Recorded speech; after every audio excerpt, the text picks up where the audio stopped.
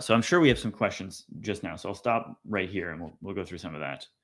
Commissar Jimbo said, so the premium currency is tradable. Can you earn it through in-game actions, or is it solely purchasable?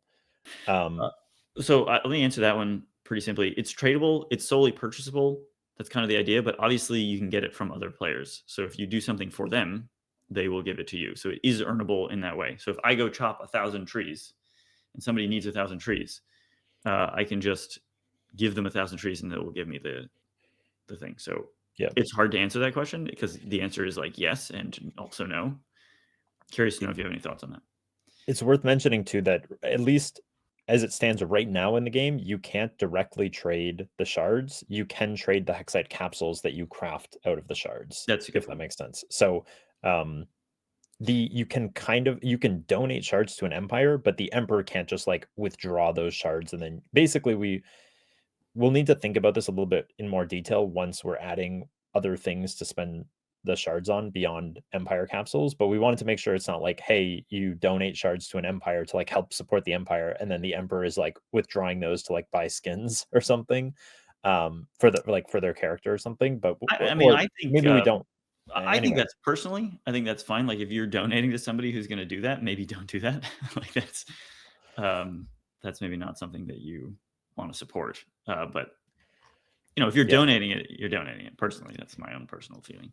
Yeah, because the issue is right now you wouldn't be able to trade hexite shards you wouldn't be able to turn hexite shards tradable without having an empire yourself, which I think is probably a limit that we don't want to have, but is Mhm. currently the case in the game. Yeah, there's also some details because we're thinking about like obviously you've bought these things on your account, and if there is a wipe, what do we do with cross wipes? So like we kind of want to not Yes. Well, necessarily say so unless we're saying basically that, hey, look, if you're spending in the early access, you're spending it, and so that's just what it is.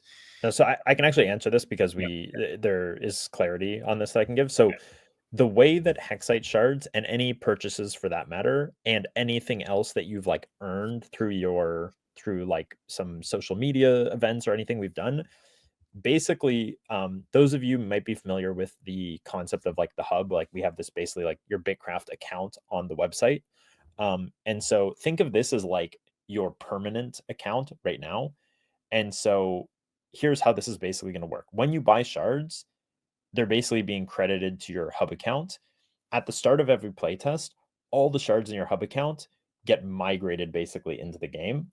If you buy more shards during the playtest, they get added to your hub account, and the difference for the ones that haven't been credited get added to the game as well.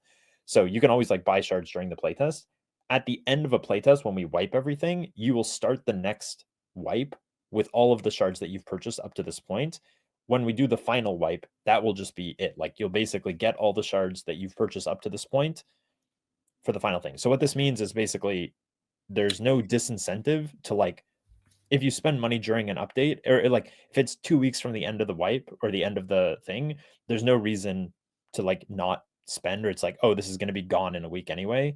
Um, you're gonna get basically you get to respend all the shards you buy every time the game wipes is how it is going to Yeah, work. the only thing I'll note is that may change. So we may during the early access period decide like, hey, look, people are these are no longer play tests, right? This is not really it's again not for For us sure. testing, it's for you, the players. And so it may be that we decide, if you spend something in the game from this point on, obviously there'll be an announcement about it. Yes. You're spending it for reals, even if we wipe after that, because that might still make sense in some cases.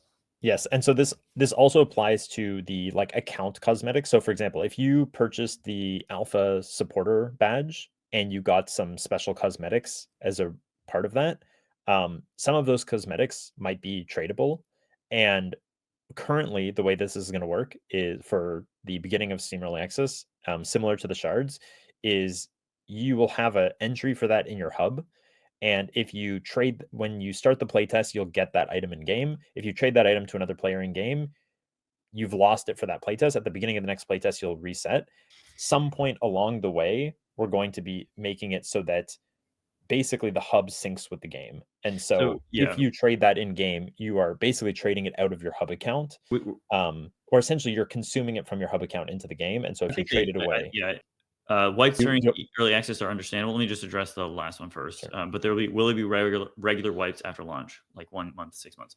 So the current plan is no. We're trying not to do wipes. So the game is meant to be an evergreen game, so that your progress is meaningful and that you can go and just build your account, build your character, build the world. It is possible that there are variations on that eventually.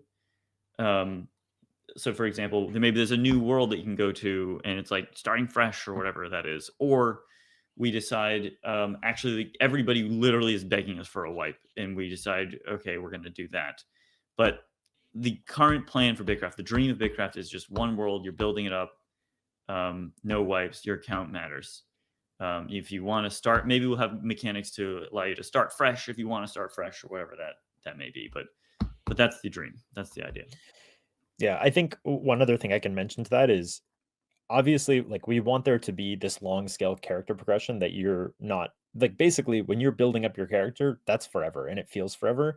I think at the same time, we understand that there's a lot of excitement around, like, the idea of, like, a fresh start or kind of, at the very beginning of a new MMO launch, it's the most exciting time in some sense where you're making all this progress and everyone's starting from an even playing field. And so we're looking at ways to kind of have both of these in terms of, potentially having, like, seasonal continents where, like, this continent um, exists or becomes accessible, everyone gets to kind of have the gold rush of going there, building it up, claiming, this untouched land. And then there could be some sort of seasonal mechanism that like destroys that, or maybe it just continues to append to the world. And then there would be new kind of seasonal content. So we get to like relive the land grab of like exploring and reaching a new piece of land that feels fresh, but also you get to feel like the progress you're making on your character, your collection, your cosmetics that you're building up, the empires and the drama that ebbs and flows with those kind of feels permanent. It's just kind of building on the history of the game world.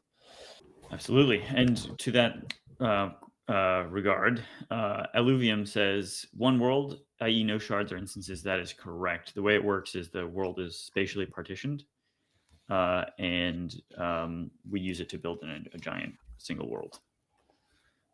Mag say 999. Hello. Are there chances that the prices of paid stuff change within early access, or the prices presented will be static even after early access?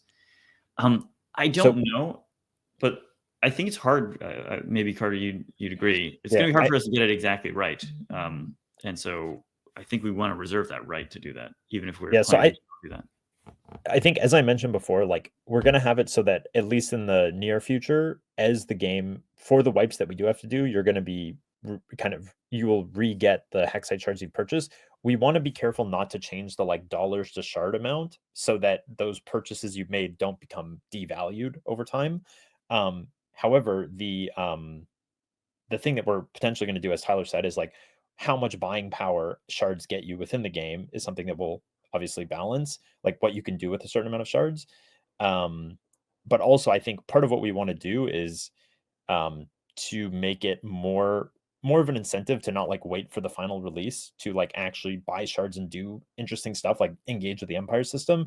I believe the plan was to have the price for the shards during early access be discounted from what it eventually will be. I believe it's around like a don't quote me on this for sure. I think it's something in the range of like a 15 to 50% discount from what the final price will be. So basically, you'll be able to like get a lot more shards for the same price during early access.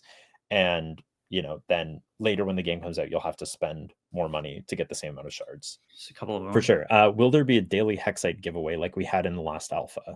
Oh, that's a good question. I mean, it's conceivable, but I don't believe that we are planning to do that currently. Yeah. The current plan is no, but we obviously still have the mechanism. I think part of what we're looking to see there is like if the empires kind of the state of empires starts to become stale, we can start to inject just more an equal amount of shards across the player base to kind of stimulate interesting stuff happening with that. But obviously, the plan is not to do that. Ire Kenny says, I mean, just let me buy the skins directly without something in the middle. Keep the shards for the guild stuff. I think that's also possible. If you want to just directly buy the thing, I don't see any reason why we couldn't support that. But I think also letting people buy it for the shards is interesting. It allows you to potentially get a premium skin by trading with other players. But I think if your concern is around like the UX of that or having to buy these awkward amounts of shard, have to buy more shards than you actually want. I think the goal is to streamline that so that that is not, Yeah, if you just we're not really interested in that. I mean, we're not trying to trick people here. will the Hexite shards be just completely paid, or will there be a way to generate them for free? For example, Clash of Clans has a building that generates gems and which is a premium currency after certain hours. Albion, you can collect millions of in-game items and sell for gold and premium. I would note that there's a difference between those. The gem generation in Clash of Clans is just minting new gems, but the Albion thing, you're buying gold from other players. So these are not exactly the same thing. Fortnite has something like this where if you're a founder or own the campaign version, you get a daily premium currency, but you have to do a daily quest first. So the Clash of Clans and the Fortnite example are like actually just ways of Getting creating currency. The Albion example, I think, is closer to what we're looking to do, well, if not it's similar exactly what we're to doing. the last answer, right? Which is like we don't have it. But we could do it. We don't have any moral aversion to it. I think you'd agree, Carter. It's something we Yeah. could do. I think it just Yeah. I depends on mean, what the economy needs from a balance perspective. yeah, the daily hexite shards thing. I think what we don't want to do is just be like giving away, everyone can get so many daily shards that like the people who are buying the shards are feeling like it's not even worth it or it's being devalued by just Yeah, or like the a people who hundred. already bought shards are like, okay, why did I spend $20 on that if I could have just gotten it for free? Like that's not cool. Yeah. So I think at least right now our position is like every shard will have been bought. I mean, some of them might have been bought at a discount if they were bought much earlier in development, but if you should be able to obtain them from other players, but you'll have to trade them something that they want for it. The current Um, plan yeah, exactly what Carter said. So like no, but yeah, you can definitely earn them in game by just giving them to people who did buy them, or yeah. giving stuff that people want to people who did buy them. I see Alluvium just posted a summary, which I will read, but basically this is exactly correct. So let me get this straight. There's hexite shards and hexite capsules, and you can buy the former and convert them into the latter. The latter can be traded in game for whatever, like hex coins or just stuff, I guess. And the capsules are used for empires only. But the shards can be used for other things like cosmetics, and you can convert the capsules back to shards. Currently, this is all true. Being said, to the extent that there could be a central-ish market, or at least one that's central to a town or something, we're not opposed to this as long as it's player built. Like the important part is that like players build the market, not it's not like some global magical auction house that we've built, but rather something that maybe players have constructed themselves. Yeah. So I can add a little bit more to elaborate on what Tyler just said there. We've added some new features to the game since the last alpha, specifically around trading, but exactly what Tyler said is still true. Specifically, what we're trying to do is just improve the UX. And so the way it works right now is there's a way to set up a marketplace. You can think of this as kind of like an auction house, but without the auctions um, within a settlement. And basically, this is you can have one of these per settlement, or at least if you have multiple buildings, they're all connecting to like the same set of data or the same listings. And basically, how this works is it's basically like a marketplace. Like if whether like you're It's buying buy stocks or and sell something, or you're orders. buying items, buying and selling items. Um, it's basically it's a central market for that settlement. And so we also have a few other things that kind of work with this. One is the trade finder, which allows you to search things in other places in the world to compare prices. And another thing is the Waystone system, which is a current kind of the current fast travel system. And so we've added some balancing changes to that as well. But basically, what this means is if you want to buy a certain item, you can open the trade finder, you can search it up, you can see, oh, I can buy it here for this price, I can buy it in that town for this price, I can buy it in that town for this price. Okay, how far away is that other town? Well, I could walk there and buy it, and then maybe I even buy some extra, bring it back and sell it for a profit in this town where I'm at right now. Or maybe I take a waystone, and this is how much kind of energy it's going to cost. Like, there's a resource for using the fast travel that gets consumed that you can regenerate, and so uh, if I travel to this town by waystone because they have a waystone set up, I can buy it and travel back quickly. But We, that's we going to call use up a this bunch of what. arbitrage. We call this arbitrage. Yeah, and so basically as a player, you hopefully are given all the information to kind of look at the situation and decide what you want to do. So I see someone saying, question, given that distance matters, will carts be able to hook up to mounts? This is definitely, I mean, we're basically looking to expand the variety of like vehicles and mounts and stuff.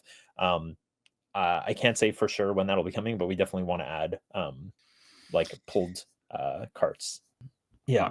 Okay. For I see Illuvium asks, for non-empire land claims, the need supplies for sorry, the wiki and Discord FAQ mention the fact that you need supplies for upkeep, something like per hour, 40 per hour for a 100 hex zone and a bit over that. Are those supplies made from hexite shards? No. So basically the empire system and the settlement scale are completely separate. So empires are essentially staking claim over territory.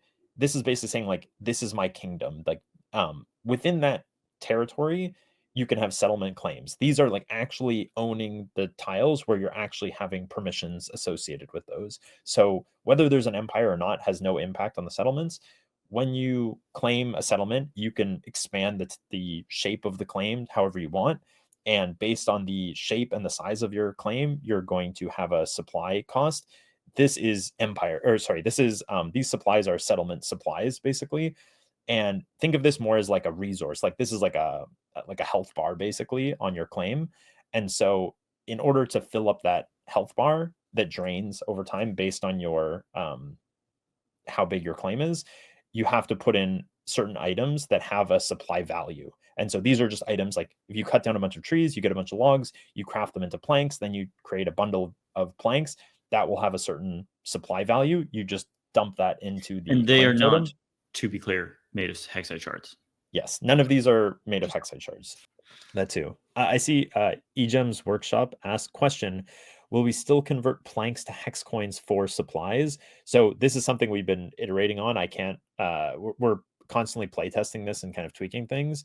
Um, we are planning right now to change that from how it worked in Alpha 3. So instead of having the kind of repeatable selling of various items to travelers, so you could just, you know, basically spam planks all day, every day to generate coins and then using coins to create supply packs. Right now, we're moving to a system where the travelers have more like specific requests that can't just be done over and over again. So you can basically mint new coins by doing specific asks for travelers. And then we're also moving back to a world where the crafted items like packages of planks and stuff like that can be just directly used as supplies. You don't need to only use coins. It was a bit of an experiment we did in Alpha 3, but I think right now the plan is to move back to kind of how it was in earlier alphas with that. Question: can you explain the recruitment process for joining empires? That's a good question. Maybe Carter, you want to address that briefly? Yeah, so it depends what you mean by joining an empire. So the way it works right now is empires are public to join as a member. So think of an empire as like a leader holding a banner. And basically the way we have it working is if you're the emperor and you're holding, you know, you're holding the flag at the front of the movement or kind of conceptually in your empire, anybody can just say like, I agree with this guy, and they can stand behind you. And they can also hold a mini version of that flag. Um, and so basically anybody can just join your empire. You can only be in one empire at a time. And so part of what you're trying to do as an emperor is like create a desirable empire that lots of people want to hold your flag as well. Um, for the people that are holding your flag, you can bestow special permission on them, which is basically you're raising their rank from the citizen level up to a noble level. And basically, what this there's various ranks that you kind of unlock as your empire grows in population and territory. But basically, what this allows you to do is assign someone to be like kind of like a more of like a vassal of you. So you can say like, hey, I'm the emperor and I'm Tyler's in my empire as a citizen. And I'm going to say, you know what, Tyler, you've been a very good citizen and I trust you. I am going to make you a duke of this area. And this is just something where I'm basically saying, I'm giving Tyler the rank of duke. I'm going to say the duke is able to do XYZ things. So that can include like Tyler is able to manage, Tyler can start you know, attacks or sieges on um, other empires on my behalf. So if I'm logged off for the weekend and we start getting attacked, Tyler can coordinate the siege on the for the Empire territory. Um, but I could also kind of assign various other permissions and stuff like So that. the other Eric Schmidt says, so this is an MLM MMO. Awesome. I mean, if my grandmother had wheels, she would have been a bike, to quote the Yeah, Italian. I mean, it's like, is any Like, hierarchy in MLM? Is the military, is the real world military, or is a company that has a CEO and managers and employees an MLM? I think it's just a hierarchy system. it's hard. Yeah, I mean, it's like people are saying, "Oh, well, you're selling items in your game, and therefore they're NFTs." It's like, okay, but they're not though. So depends on, I guess. Yes, if anything is everything else, then correct. Um, How does an emperor moderate citizens? What to stop someone from joining your empire, taking on the empire tag, and then going around making a nuisance of themselves to discredit the empire? I think so. When you see someone is part of an empire, you also see the title and rank that that player holds, and so it's like saying, "Oh, if someone's a citizen of this country and they're making an idiot of themselves, how does that not discredit the country that that person is a citizen of?" It's like, well, the country isn't really going to disown them, like maybe very rare exceptions, but like you just know that that person's a citizen of the country. They're not an ambassador of the country. They're not the president of the country. And so they weren't elected. we basically you're going to understand when that player is doing something, we're like, hey, this person happens to align, they have chosen to align with this empire, but they're not speaking from For an them. authority position. So Yeah, it's really about they're a what, citizen. They're not. Yeah, they're not an I elected mean, official. if they hold the second highest rank next to the emperor and they're saying some stuff, you could take that to the emperor and be like, "Hey, this person's doing this stuff. Do you agree with this?" And then the emperor could decide to say, "Yeah, I agree with it," or I'm gonna demote this person, I or see. strip them of their role. Question: are there more items made from Hexite shards that are tradable and/or other things than the capsules? Actually, this is a question for you, Carter, because you're there.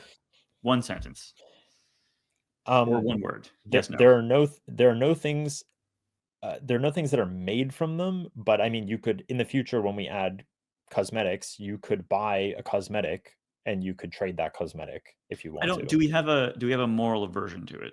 I would say no. I mean, basically, if you if you can trade the shards or you can trade something else, I think we take the approach of like kind of how Steam does is like if you buy a gun skin on Counter Strike and you play with it for a long time, and then you want to sell it off to another player to get your shards back or trade it in Items for or something whatever. else, we don't have a problem with you doing that. In fact, we think it's kind of better for the players to be able to, if you buy a skin and then you buy a better Yeah. skin later and you can't wear them both at the same time, being able to sell the other skin to another player and then do something else with that, I think in Yeah. game is I'm totally not fine. sure that it's going to translate so well in the game when your empire name is right there under a bad actor's name. We will see. I mean, that's definitely something we'll monitor and fix if it's a problem.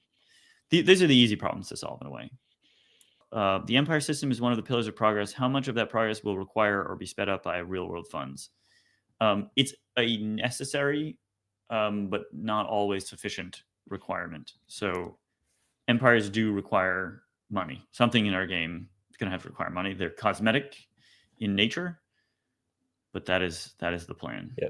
The other thing that I would clarify here is the way you say one of the pillars of progress sounds like it's like a requirement for Oh, settlements or true. characters to progress. I would say there's a symbiotic relationship between characters and settlements that require each other to progress. If no players ever formed an empire in Bitcraft, nothing would be impossible to be done, right? Like you can still Yeah, progress great through the whole clarification game. on that. And so we believe that there is motivation for people to do empires, although they are purely cosmetic and not they're optional. We think people will enjoy doing them, but you definitely can just you. It's not that you must have an empire in order to Yeah. keep progressing through the game. That's definitely not the case. Any idea how long EA will last? It's hard to sink hundreds of hours into a character development, knowing at some point that it will all be wiped. This is a great question. We're not there yet. I think what we want to see is it's hard to say. The reason I say that is because if we go into early access and the game is very popular for the first month and a half and then it dies down like super super low because people want to be building and that's the fun thing, then like we might have to wipe. If it's like actually no, this is going great and people are just continuing to play in the same world and we can add to it, then we may not wipe. I can't. I wish I could answer that question for you right now, Yeah. I think but I there's can't also like wise. there's a few things that we're almost certainly going to want to add, excuse me, during early access that will require us to do either a wipe or a partial wipe. And so this is something I've been talking with Alessandro about. I think there's If always a there's way around a wipe. It's just a question of whether exactly. or not it's worth it for us. Any player can go to an empire. Okay, this is Voxel's answer. I'm assuming Ignis here means different prices in different countries. So we're going to do what is it called? Dynamic pricing, or how is it was it referred to? Where we in EA for the price of the game. What is that referred to, Carter? Sorry, say that one more time. Different countries, different prices. What do we call that? There's a word. Regional pricing. Regional pricing. Yes, we are going to do regional pricing Yeah, we're for. looking into this. There's some it's a complex Yeah, thing, but we're I can doing our clarify. best to do it. Yeah. We would like to do it. It's something we absolutely want to do. When we're selling, if we're selling in-game items for that, there's like an arbitrage problem where it's like, Yes. well, I should just use a VPN and buy those items there. So it's a little bit complicated. Question: Can you explain the recruitment process for joining empires? I guess, do you want to add a little bit of more detail on that, Carter? Or Yes, I mean, basically, the way we've designed empires is kind of it's up to the emperor or the other top leadership of an empire to decide how they want to do it. So we kind of just provide the tools, and it's up to the that empire to decide how they want to do it. You can have an empire that is just like some dude just putting all of his friends in the top positions and ordering everyone else around, but people might not want to be in that empire. You can also have some sort of like democracy where people vote and then the emperor like swaps out and kind of or not swaps out but like reassigns other people in the top ranks personally, according to I'm that. interested But in. Sorry, go ahead. I was just gonna say, like, to finally to the kind of final try and answer that, it's like basically there is no recruitment system beyond just anyone can join the empire, and it's up the emperor to do whatever they want from there, basically. Personally, I'm interested in seeing some streamers form empires and then having their whole communities join with them just to, rally the troops and bring the banner. That's the point of this empire system, is to make people feel like they're a part of something. And I put that in this blog post, which we haven't gotten through because we got a lot of questions here. Let's try and get through some more of them. But that would be fun, I think. And so on. Asked but not answered. Is claim progression going to be changed? There was some talk at Alpha 3 about moving things around. Yeah, I can answer this a little bit. It's definitely changed in some ways. I think, like, by and large, the tech system is still there. It's something that we want to do, like, a more thoughtful pass on in the future, but it's not been, like, the top priority, so it's not something that we've changed thus far much. How you deal with botting is a major problem in most MMOs with economy in their game. Games I played recently are being run by bots like New World, Albion, and so on. Um, Yeah. Me, who are interested in economy, always worry about bots taking over the economy. I mean, bots are against the terms of service. We're going to aggressively fight them as much as we can. There I is think not a silver bullet the for this. fact that the game is not free to play yet gives us a bit of a leg up in that, every person basically we have a reporting system. We have the space-time DB, maybe you can talk a little bit about this, like, allows us to do some pretty clever stuff with, like, in being able to investigate and, like, look at the data and look at past history of, like, what exactly happened for stuff that, right now, basically, this is gonna be us looking at reports and trying to evaluate if someone is botting, So based on all the okay, data, and the, then let me just answer on with respect to space entity real quick, rather than yeah, kind of go too deep on this question. We built Space MDB from the beginning to be able to do data science appropriately on the game. So we can actually see where players actually moved around in the world, like moment to moment. We can replay it. And that allows us to do some crazy things with respect to bot detection later on. So rest assured, it's a thing that we've been thinking about from the beginning. It's not like, oh, this is how we're going to deal with it and they go away. I've thought about this from every possible angle.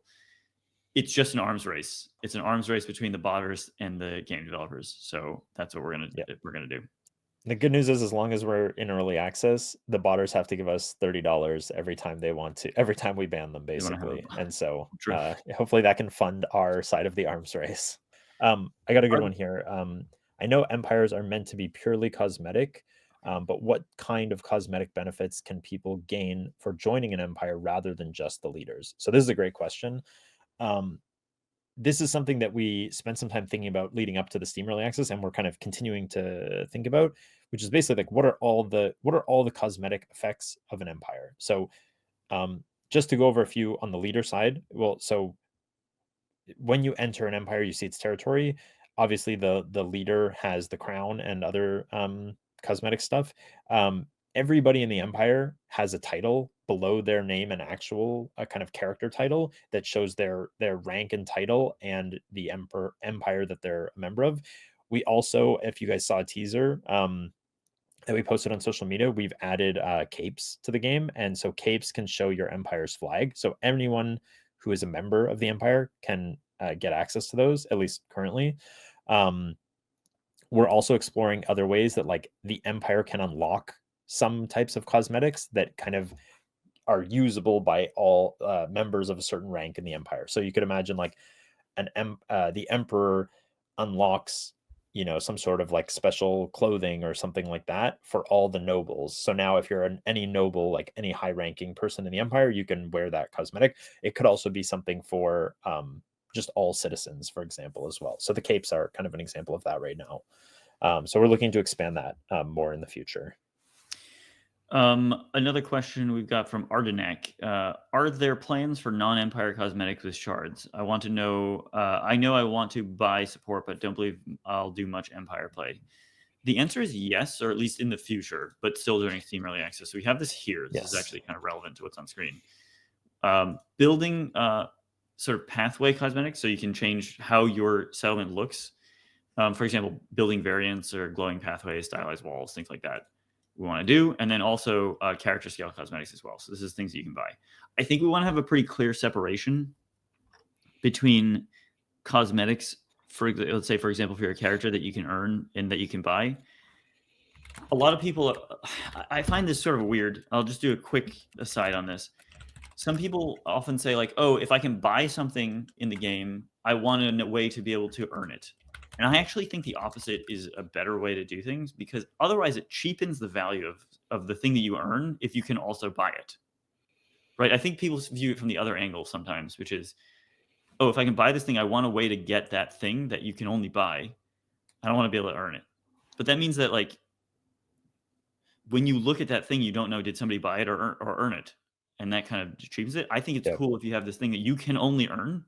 So like you better be grinding out there in the world.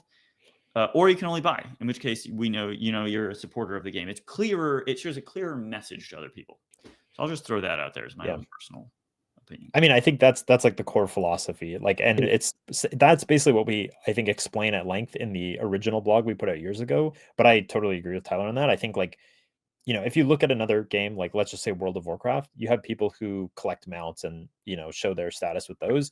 You know, if someone's showing, you know, rocking a mount that they spend $20 on the cash shop, you know, that's showing off a certain level. Maybe it's showing off that they got money to blow in the game. And maybe they like the appearance of that mount.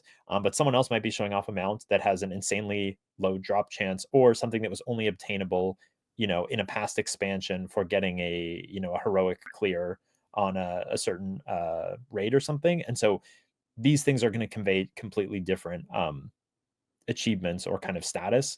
And so, and one of them can't be bought and the other one can't be earned. Right. So I think it's a great example where we want to split our content up like that, It's where interesting. I think a lot of game companies do it, and I think it's probably because the players ask for it, but then it just makes everything feel kind of samey and crappy and just, I don't know. I get it. People want things. Some people don't have money. I think it's this basically. Some people don't have money to spend on it, and they want to be able to earn it. And some people don't have a lot of time, but they have a lot of money, and they want to be able to buy it. And I think it's just clear that for some things, you shouldn't give the other group of people the thing. So sometimes it's like, no, you got to buy this thing. And sometimes it's like, no, you got to earn this thing. And I think yeah, that's actually good. yeah, I think it's just up to us to make sure we put desirable stuff in both of those buckets, I right? totally agree. If we fail to do that, then I understand why people feel Would want to the be able to do that. frustration of wanting the thing in the other bucket if everything in their bucket sucks or they Totally perceive it agree. to suck. What was the design philosophy of click to move rather than WSD? Whoa, you're opening up a real can of worms there. There, Can we do a one sentence on that? I can do a one sentence on that, and we'll sure. move on. I mean, I was the one who chose it. It was me. One might even say wanted a it to be second able to monitor game. it's a second it should be second monitorable. We wanted it to be second monitorable. It ain't if you have to like move physically around. Like if you play Valheim and you have to cut down 1,000 trees, it's a lot of trees to cut down. But if you're just kind of clicking and it's more relaxing. So that was the original idea. And we made some technical choices based on that. Like for example, having a 2.5D world where you can't jump, for example. That makes it tricky to add WSD in. I like and also if you look at what our inspiration was, it was things like RuneScape, where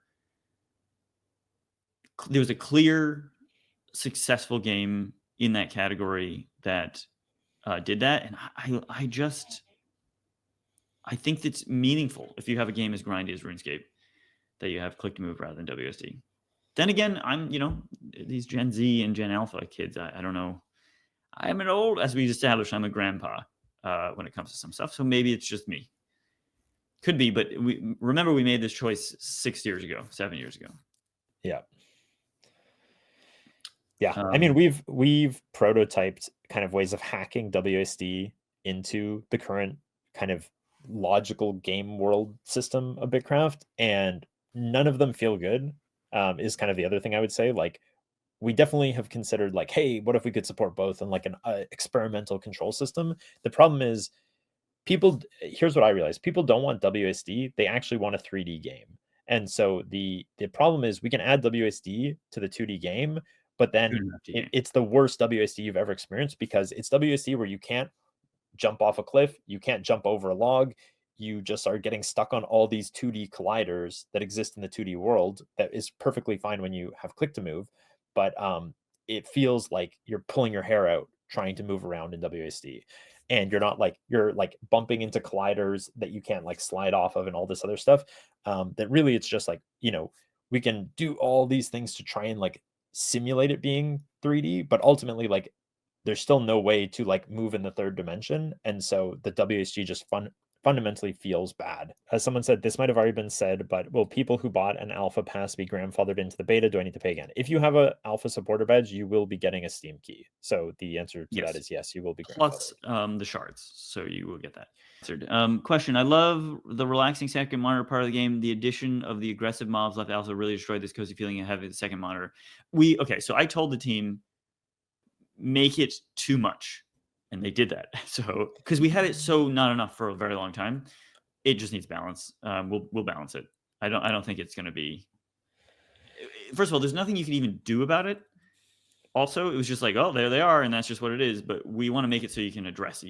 You can. The whole point, the coziness of the world, we feel, is that there's a wilderness out there, and that you take that wilderness and you make it your own cozy home, and it's protected. And we didn't really give you a great way to do that last time. Well, I think part of the problem was too, there was a catastrophic bug that we tested extensively in QA, but somehow when we got it into the live production world with all the players, it somehow was not, there was some issue where basically the enemies were phasing through the walls, which was the whole system that we set up for you to be able to but protect. that's not even, I don't necessarily think that person's talking about that problem. It's just, I know. hey, at any second I have to intervene and the gameplay is not engaging. Yes, definitely that too. We're I aware. mean, it was an intentional overcorrection, and now we're dialing it back to where we back think. a little bit. It's going to be better. It's going to be better. But that's the answer to that. What we want to do. Your thoughts on client plugins like RuneLight? We haven't gotten to thinking about them too deeply yet. I think you can maybe touch on what our thoughts are with respect to like what some people have already done with like Spacetime DB as the backend, as far as like not necessarily in-game client, but out of game. Yeah, we want we designed the backend so that people can easily interact with it, and I think that's really cool for players making player tools. We need to make sure that we have the right permissions so that people can only read stuff that they should be able to read based on where their character is in the game and so on. But Space MDB is a really cool product. Check it out. You can try hooking up your tools to it. People have built some amazing. I mean, people have built like a whole leaderboard system. Oh, yeah. People have built all sorts of cool stuff just with what we've had thus far. So I can't wait to see what interesting stuff people build more in the future. Do you have any plans to spread out materials across separate biomes? What plans do you have to increase trade and allow settlements to specialize? Big question. The first one, the answer to that is yes. We do have plans. That's something that we've always planned on. Yeah. Increased trade, I'll just speak briefly on because Carter could speak at length on it, but I'm going to just speak briefly. Trade requires a couple of things. a certain density of players. So the fact that uh, there's enough players to trade with in the region that I'm in, that can be done by either squishing more players in or having them travel faster, either one. The other thing to bear in mind with trade is specialization is important. If I can just do the thing myself and it's easier for me to do, why would I go trade with somebody?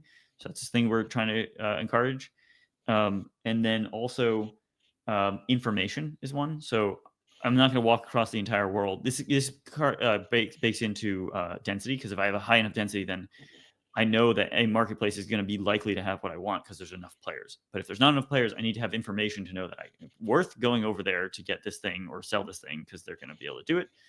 And then the last one is convenience. Uh, is it easy enough to do that it's easier than picking things up? We've worked at all of those, so we're trying to do all of those to increase trade. Does that answer your question? Hopefully. Yeah. I think to the point about the biomes, like we specifically on purpose don't have this at the first tier. Like when you start at the beginning of the game, every type of material is kind of there at tier 1, but as you get higher in the tiers, these start to become more spread out into different corners of the world. So it basically means, and not all the same. It's not like at tier 5 everyone has to go to this biome for all the materials. It's like, oh, at tier 5, you can find tier 5 wood in this biome, but you can find tier 5 stone over in this other biome in this other section of the world. And what this means is then as you go up the tiers, you start having to be more globalized and having specialized outposts at different places in the world.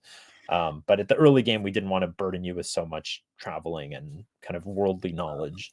Someone says, is it possible to have specialized claims where you can just focus on upgrading certain buildings instead of having to dump a ton of materials into upgrading the whole claim for only a few buildings? So this is definitely the direction we're trying to head. I think the focus from Alpha 3 to the Steam Early Access has been on mostly on other stuff that we perceived as being like more needing more work or new additions to the content.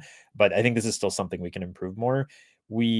I would say the answer is yes right now, but maybe not as good as it could be. I think like Yeah, I mean, the we're dream, working. we want you to be able to build a dwarven city in the mountains that is mining Yeah. specialized. And you can have like maybe you only have a tier 1 carpentry station there and you have a tier 8 mining station and forge and all that stuff. And so that you can do today, but the way you unlock the tech right now is still kind of centralized. We want to make the tech more specialized in the future. Sorry. How easy is it to currently differentiate resource tiers like fish? I haven't played the last few alphas, so I don't know if it's something changed with that. We're doing an entire overhaul on the resource art for the game.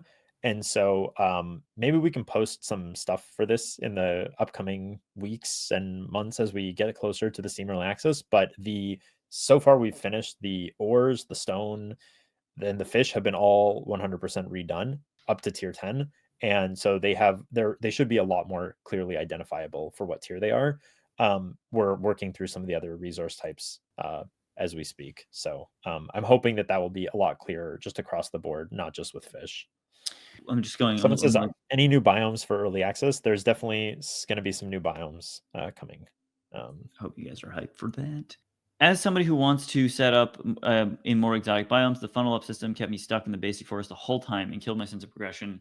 Has this been addressed in any way? The answer to your question is yes. We have been aware of this and we are fixing that. I would say it's addressed. I mean, we're still play testing internally, but I can give a short answer on how we've changed the funnel ups. In the past, maybe in the beginning of Alpha 2, we had the funnel ups only on the refined versions of the materials. So like refined planks, refined ingots, and the other ones. And then at some point later, we made it so that basically we found that the regular materials, especially at higher tiers, were not that valuable. Like in fact, they were very unvaluable. And we found that players were just gathering and dropping materials at the higher tiers because they just had so much of it they didn't need it. We were trying to fix that by adding in order to fix that, we added funnel ups for regular items. We've kind of since reworked this. Now that we have things like the tools that funnel up, the equipment and armors that funnel up, we've removed the funneling up from the actual material, the refine or like the items themselves. So like ingots, planks, bricks, leather, cloth. None of these funnel up for the regular versions. The refined ones still funnel up. And the final products that are like equipment that you craft with them funnel up now, which is a new change. So we've kind of traded What this means though is that if you just want to build a crafting station, you don't need to funnel up the materials all the way to build that crafting station. It's only for equipment and stuff, unless maybe The the crafting functional stations will use some refined stuff in the future. the But we'll functional see. difference of this from a mathematical perspective is instead of it being exponential, it's quadratic. If you're Yes. curious, so that's how that works. So you don't need an exponential amount; you need a quadratic amount, like squared, which is, by the way, a big, huge, giant difference, especially at the higher tiers. I really loved the doing cooking experiments to get new recipes mechanic from Alpha 3. Is this mechanic returning, and will it be expanded to other professions? I would say so far the experiment from cooking stuff hasn't changed. We are making some kind of changes to cooking, which I won't go into too much details here. But basically, we also agree. We think it's a good system. We are trying to add kind of not necessarily the exact same mechanic, but more interesting things like that to all the professions. Excuse me. I would say that basically our philosophy for content design for making the professions unique is not, I think a lot of people suggest like, oh, just add mini games. And I think like the nature of Bitcraft is not necessarily to be a game that is like full of these mini games. What we try to do is add more like macro games. And so when we see these are things where you're strategizing on the minute to minute gameplay rather than the second to second like reaction to stuff.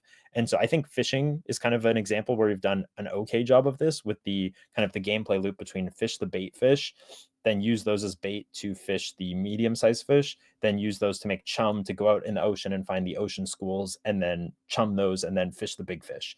And so this creates this like interesting game loop of content. I think the cooking experiments are another kind of one like that. What we're aiming to do in the future is add many of these to each profession. So it could be, for example, in mining, like rather than just going and mining the rock all day, it's like, what if you had to prospect to find like the node that is more rich, and then when you mine that one, you're going to get a higher rate of ore or something like that. Things like these, basically. So, is the mechanic returning? Yes. Will it be expanded to other professions? Eventually, different things will be done to other professions. Right. Similar patterns of mechanics will Right. come to all the professions eventually.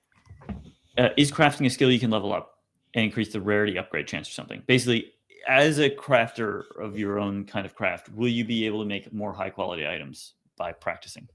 It's a good question. So right now the answer is no, but we're not opposed to that. I think the thing that we want to be careful about, basically we had ways where um higher level of any profession could do stuff better the higher they got. The problem that this created was that you basically the low level people could never do anything because someone higher level them could use the same ingredients to have a better outcome. And so it's like you're wasting the materials to do it on the lower level character, which basically means everyone would just funnel everything. Like one person would be like the claims blacksmith and they would do all the blacksmithing. And anyone else who wanted to be a blacksmith couldn't like break into the profession, or like nobody would like want to trade them stuff, or the other person would just get everything. And we didn't think that that was a healthy way for the game to work. And so we wanted to design it. That's kind of the purpose of the funnel ups is a tier 10 blacksmith. In order to make the tier 10 stuff, they need so much of the low tier stuff that's funneling up all the way so that they don't have enough time to make all the prerequisites. What they actually want is there's a tier 1 blacksmith making tier 1 tools and selling those, and then there's a tier 2 blacksmith buying those, you taking tier 2 materials and upgrading them to tier 2 and then selling those back, and then there's another tier 3 blacksmith doing that, and all these people are all able to do something useful.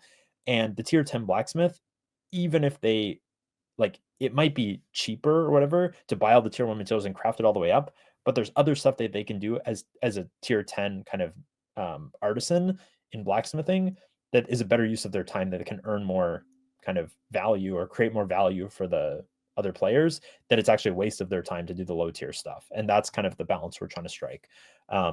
So at least right now with that, you don't have a higher chance, but what you're going to find is that the tier 2 people are crafting the tier 2 tools, trying to rank those up, and the tier 8 or 10 person is going to be, crafting the stuff at the higher tiers around them, and not wasting their time trying to make tier 2 uncommon pickaxes. How many initial players do you expect at the start? Will the login server and Spacetime DB be able to handle the load? So the question is a good one. We are prepared to have greater than 10 times as many players in the beta than there. More like 20 times, actually a little bit more than 20 times, probably like 25 times. So we'll see. I'm curious to see if the goblins can take us down. Maybe. But there's a caveat here, which is like our game is extremely difficult to scale. Not only for technical reasons, actually, maybe not mostly for technical reasons, mostly because for gameplay reasons. Like if we let's say day one we let 100,000 people play the game all simultaneously, and now they are spread out over the entire world because we don't want people to be too dense in an area or whatever it is for gameplay reasons. Well, now if 90% of the people leave, because that's just how games work, like most people don't end up playing the game long term. Everybody's super spread out, right? So we need to be able to kind of moderate and place people intelligently in the world so that they're able to contribute long term to the game. It's tricky, but will we be able to handle load? Yes, that's the plan. Yes, I would say also the plan right now is to do at least one or more playtests leading up to the Steam Early Access release, and these will be a chance for us to hopefully have you guys help us by getting a bunch of people in and testing the limits of our infrastructure, making sure that, if we have a bunch of people all trying to log in, that the login server doesn't explode, that the queues are working, that people are getting into the spatially partitioned like areas of the world, the regions, and that that's all kind of balancing properly, that we haven't overloaded those individual regions. And so um, I think probably the first test of this, we're talking internally about how to structure that. We're thinking about making it so like it's really not about the gameplay. Like in fact, you can't really progress or do anything meaningful in the game. It's just about getting in the like login queue, getting into game, running around. Maybe like we just give you some like maybe you start at like max level with tools, and it's just like, hey, go around and like hit stuff, fight enemies, do whatever. But just like Yeah. you're not going through the main progression. It's just about like a few hours. Can we just funnel as many people in and just see what breaks so that we can fix that for the next playtest or for the Steam release? Yeah. Um, Someone just asked, what do you like about the EA version of the game yourself? There's two things that I can mention that are new things in the game, that I think it's going to totally change the game. So, um, one of them I already mentioned, which is the marketplace system. Um, for those of you who played Alpha 2 and Alpha 3, if you guys remember, like all the barter stalls littering the starter towns, the ruin towns, you'll know how that was both really cool and that you could trade with other players, but how the user experience of that was just unbelievably bad. And if you wanted to, like, you could be running around like, I really want to buy this thing for this much money, and you feel like, okay, I if only someone was selling this, and turns out someone was selling it right next to you the whole time, and just nobody knew about it. Obviously, the trade finder helped, but definitely not enough. The user experience of it was still not good. The new marketplace system, having played with it in a few internal playtests already, it's like everything I ever wanted for the like trading system in BitCraft. It just feels like what we should have had in the first place. yeah. We still have the ability to do like the barter stalls and stuff. Like if you want to barter trading something, if you're like, hey, I'll trade mushrooms and I'll give you mushroom skewers, and you want to like run your cooking thing like that, you can still do that. But the barter stalls are a little bit more like, you have to go a bit more out of the way to unlock them now. So you're not going to have them like littering the entire town. Um, the marketplace just makes especially in a place where you have a lot of players, Oh, building the little economy within that settlement feels so good. And especially this interacts really cool in a really cool way with the new traveler tasks, where basically travelers, think of it as kind of like daily quests, but it refreshes more often than daily, where it's travelers are like, hey, I would pay this much money if you bring me X, Y, and Z thing. It means that you can't just spam like, I'm going to craft planks over and over and over and over all day every day to just make coins. You can only do that once if that traveler wants that from you. And so this both breeds variety, but it also means if you want to craft planks all day, you can craft planks, put them up for sale. And for every player that gets a task to deliver planks, they can buy them from you and turn them in, as long as you're setting your prices correctly. So it basically drives the economy as well. The last thing that I'll mention, which I think is like I'm really excited for that we haven't revealed until just now. This is, you heard it here first, is the addition of player housing. So in the past, we had the enterable buildings in BitCraft for settlements, and this was always kind of in this weird state where we had this rental system, and like the settlement owners could build um, enterable buildings, and then they could set up the rentals, but it was too complicated to manage and set up that basically nobody used it properly. And the other thing was, you always had this risk of like, what if this building gets destroyed, or what if the town decays or whatever? Everything inside of my rental is basically going to be screwed. I won't go into all of the details of like how exactly this works now. Maybe we can save it for another live stream or something. But suffice to say, we've thought about this very deeply in terms of the design that it would need to have to make it be useful. And basically, what this allows you to do is, you as a player, I guess I'll just mention the high level tenets of this, is like, you as a player can have your own personal house that you can upgrade in terms of like expanding it. Think of like Animal Crossing, like upgrading your house over time. You can put stuff in there and build stuff that is for you. You can control the permissions to invite, like, share your house with someone else. You can invite other people to access it. A specific thing we wanted to make sure is that you can visit someone's house when they're not online. So like if you're sharing a house with your friend, you can actually share it. It's not like the owner of the house needs to be online and in the house for you to visit them. We've seen other games do it like that and have these limits that we wanted to stay clear of. We wanted to feel like how it should, feels like it should be able to work. Um, and the other aspect that's very important is that while this house is kind of yours and kind of exists in a sort of instance, if you want to imagine it like that, which means like if the building that your house is in gets destroyed, your house is not lost. Your house is tied to a location in the world. So this isn't like some abusable system where you can like teleport to your house, grab a bunch of items, then like leave your house into a different area of the world, and like you've just moved the items across the world.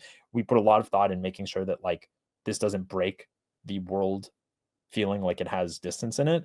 And so, or you can't like move your house to a new town. So the way it works is that when you have your house, but you have to like think of it as like, you have your layout of your house, and you have to like move that house into a building in a town. So the settlements can build buildings that are residential buildings, and you can find one that has an empty slot in it. You can move your house into that building.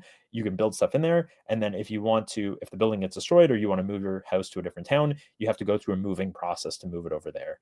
But what basically this means is that, your house exists in a town. And the other thing, which is really cool, um, is that by for a settlement owner, if they build these residential buildings and players move into them, the players don't pay anything to move into them. But the better the buildings you build and the more players that are living in your town, it generates income for the town in the same way that players using your crafting stations does. And so now settlements are rewarded for not just creating good crafting stations, but also for building housing for players to actually live in their towns. And so think of this as like, this is like taxes that the players don't have to pay. So basically, it is going to seriously reward towns for not just being like a town for the clan, that's kind of like the trusted members, but actually just opening all towns up, like really encouraging them to be public spaces for that. You want to attract as many people as you can. You want to build your town as big as possible. If the housing's all full, you want to build more housing, because that's just more money that you can earn in your town. That's going to allow your settlement to like buy up the materials from players who are crafters living in your town to then build more buildings or expand, or get the supplies you need to maintain the claim. So we're really excited about how all these things work together. I think like the marketplace plus the traveler task plus the player housing stuff um, is just going to create a totally new dynamic within the player made settlements, but even the starting ruin settlement um, that we're already seeing in our internal playtest. So I don't know, I'm really excited about all this. Map size in relation to alphas. I mean, I can answer this one. At least 10 times bigger. Correct. But actually, much more than that. So have fun. This is a really important question, though. Zeros08 asks, if you're placed on a partition of the map in a server close to you, will I be able to spawn on an EU NA server, or to spawn closer to my online friends in-game? So there is just one world. Yes, it is technically implemented as partitions, but you can cross all the borders and walk across them and move from place to place all you want. That is the way we're doing it. So I would just think of it as a single world, and it's just separated by distance. You can teleport Yes. from one, obviously, you can use a waystone to cross any region you want to go to any other region in principle. Yes. I think maybe they're also getting at, like, maybe in the past we've talked about the idea of eventually having different regions be hosted in different real world regions. So like Right. you could play on a region that's local to Low like you'll ping. have lower latency. This isn't something we're doing right now. I think it has a lot more complexities as far as like how the regions talk to each other than has latency, like much more latency, which requires a lot of just more figuring out and testing and stuff for us to do before we're ready to consider something like that. I've been signed up for access since became available. My luck is terrible. I want this game more than any other and have for a long time. Have you played it yet, Obasan? So, I mean, the good news is there's no more lottery system. There's no more friend access. Basically, we are launching the game on Steam, and if anyone who purchases the game on Steam or anyone who previously Can has just a buy it. alpha supporter badge can play the game. There's Anybody not who going to be wants any to. more lottery system or friend stuff. So, um, that's what you got to do to get the game. Um, yeah, well, eventually the game will be free to play, and we're going to consider maybe doing a free weekend at some point. But for right now, you will have to buy the game to play in Steam Cool. Early Access. Yeah, anyone who wants to get in can get in. It will cost $30. That's the trade-off. I think it's a reasonable price for 7 years of our lives we've dedicated to this. So we'll see. I'll say something very interesting for you. So I'm gonna tease something. So we have an announcement coming soon that you guys are really gonna love, and I guess I'll just say it'll give you guys some really deep insight into the game, and will open up a lot of possibilities. Let's put it that way. Let's just put it that way. We'll leave it there. I know what Tyler's talking about. I hope you haven't oversold it. But Oh, anyway, I don't think I have. I don't think I have. I think it. Let me put it this way. I don't know of any other MMORPG that has done this.